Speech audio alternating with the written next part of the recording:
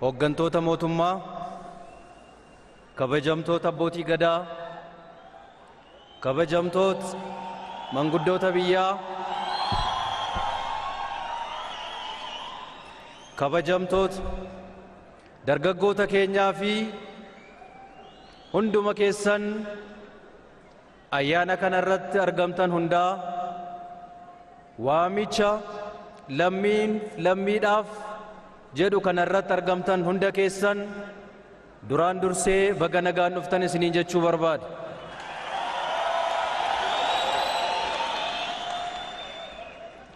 Hunda keenya guyyaa har'aa akka addanatti walitti qabamnu kan nu taasise mata dureen walitti qabamuu keenyaa dhimma guddaa tokkodha. Innis lammii keenya, qomoo keenya, qaama keenya kan ta'an ummanni keenya etuun jaalatiin dirqiidhaan jiruuf jireenya isaanii irraa naannoo Somaalee irraa akka buqqa'an taasifaman bira dhaabbachuudhaaf, gargaaruudhaaf, hamma humna keenyaaf hamma dandeettii keenyaa akka isaan deebi'anii dhaabbatan taasisuudhaaf. Kanarraa kaanee olaal guyyaa ummanni keenya buqqa'ee kaasee mootummaan naannoo Oromiyaa fi ummanni Oromoo biyya keessaa fi biyya alaa xinnaaf guddaa etuu hin jedhiin hamma humna isaa bira dhaabbatee isinii jirra jedhee abdiitti horuudhaan bira dhaabbatee deeggarsa guddaa taasisaa fi dhufee jira. Har'as taasisaa jira. Dhugumaan yoo laal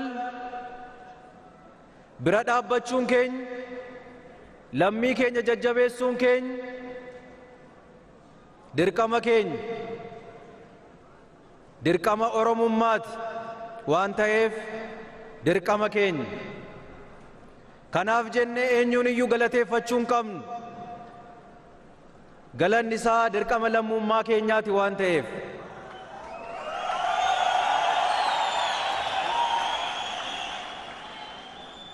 Dhugumaan Oromummaan rakkoodhaaf, Oromummaan ba'aa walirraa furuuf, rakkina walirraa furuudhaaf waan ta'eef waan nurraa eegamu ummanni keenya hunduu taasisaa jirra jennee amanna. Maaliif eenyuyyuu nama rakkate bira dhaabbachuu hin danda'u, kan rakkoo namarraa furuu danda'u, kan gaafa rakkoo nama bira dhaabbachuu danda'u qaama ofiiti, saba ofiiti, lafee ofiiti.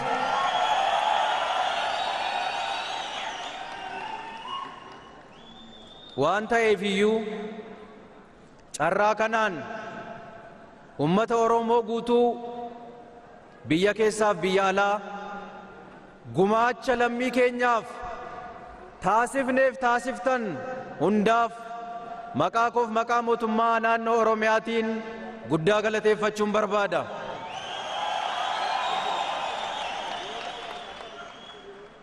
Hanga ammaatti ummata keenya bira dhaabbannee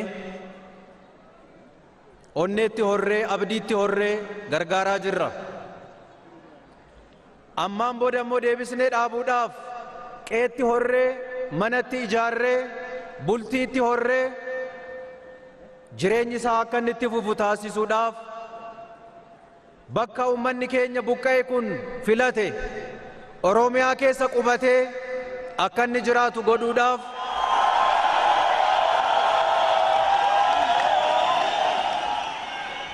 ammaan booda kaampii keessatti kan qallabnu otoo hin ta'in qubachiifnee gara jiruuf jireenya isaatti akka inni deebi'u taasisuudha.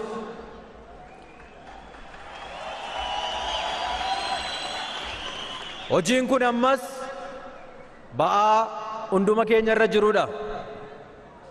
Waan ta'eef iyyuu deeggarsa akkuma amma jalqabne kanatti hamma ummanni keenya dhaabbatutti bira dhaabbannee jajjabeessuudhaan waan qabnuun bira dhaabbannee dhaabuu danda'utu nurra jiraata. Keessumaayyuu ummanni keenya bira dhaabbatee kan deeggaraa tureen cinatti mallattoo aadaa keenyaa, of ilaalii aadaa keenyaa kan ta'an artistoonni keenya qaamaan ummata keenya buqqa'e bira dhaabbachuudhaan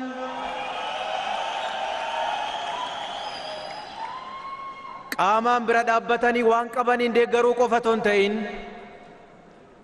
kennaa qabaniin, ogummaa qabaniin konsartiin kun qophaa'ee ummata keenya bira dhaabbachuu qabna jedhanii gumaacha taasisaniif guddaa galateeffachuun hin barbaada artistoota keenya. Akkasumas mallattoo gootummaa keenyaa kan ta'an atileetonni Oromoo qabeenya qabaniin ummata keenya bira dhaabbatanii deeggarsa guddaa taasisaa gochaa jiru. Kanatti aansees ogummaa isaaniitiin fiigicha guddicha qopheessuudhaan Finfinneerraa kaasee magaalota Oromiyaa guutuu keessatti qopheessuudhaan galiin sanarraa argamu ummata keenya buqqa'eef akka oolu taasisuudhaaf hojii cimaa hojjechaa jiru waan ta'eef carraa kanaan gootota keenya, atileetota keenya guddaa galateeffachuun barbaada. Kanatti aansuudhaan guyyaa har'aa kana bohaartiidhaan ummata keenya bira dhaabbachuudhaaf yeroo asitti walitti qabamnu gaddaan miti, gammachuudhaan nuti boonyee boossisuudhaan ummata keenya bira dhaabbannu, gammachuudhaan rakkoo isaarraa furuudhaaf bira dhaabbannu.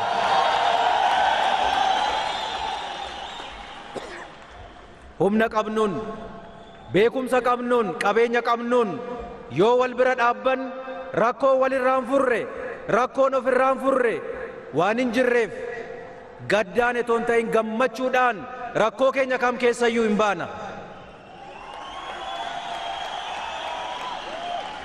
Inni lammaffaan yeroo akkasitti miidhagnee walitti qabamnu gam tokkoon ummata keenya buqqa'e gargaaraa bira dhaabbachaa, nutis akka Oromootti jirra, ummata keenya rakkate biras jirra jennee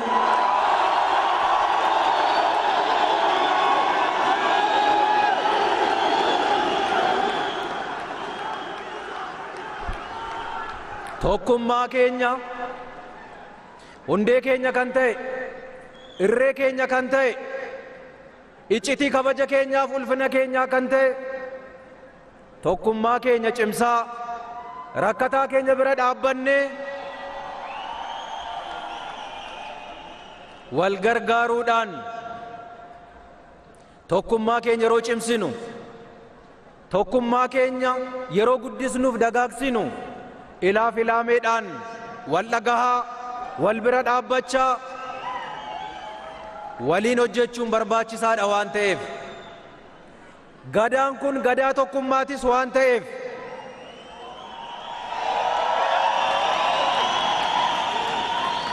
kana milkoomsuudhaaf ummata keenya rakkates bira dhaabbannee rakkoo irraa furra. Tabba guddaa hunduma keenya irra jiru, ummata keenya irra jirus tabba kanas tokkummaa keenyaan hin diigna.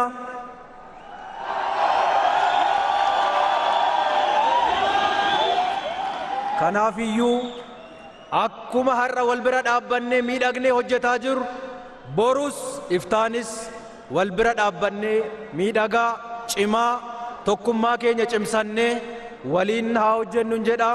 Ulfaadhaa, fayyaa ta'a.